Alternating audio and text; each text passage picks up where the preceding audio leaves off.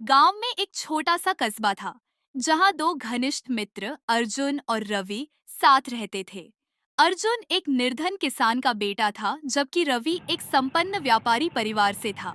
दोनों की परवरिश और जीवन शैली में भले ही बड़ा फर्क था, लेकिन उनकी दोस्ती किसी भी दीवार को तोड़ने में सक्षम थी। अर्जुन के पास स्वाभिमान और कड़ी मेहनत की भावना थी, जबकि रवि के पास एक बड़ा दिल और समझदारी थी। दोनों सुबह जल्दी उठकर कस्बे की ओर जाते, खेतों की ओर टहलते और अपने सपनों के बारे में बातें करते।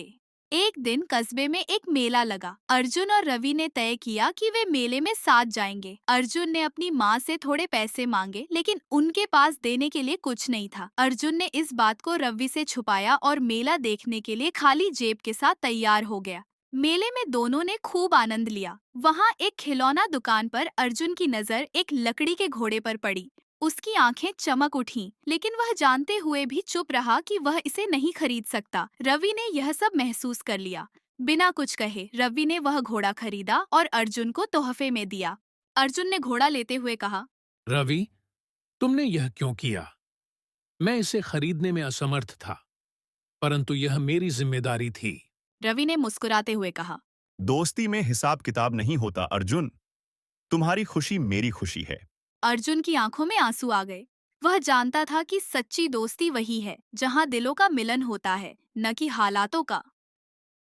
कुछ महीनों बाद अर्जुन के पिता की तबीयत बिगड़ गई। उन्हें इलाज के लिए पैसे की जरूरत थी। अर्जुन परेशान था और रवि के पास भी कोई उपाय नहीं था, लेकिन रवि ने अपनी एक जमीन बेचकर अर्जुन की मदद की। यह जानकर अर्जुन भावुक हो गया।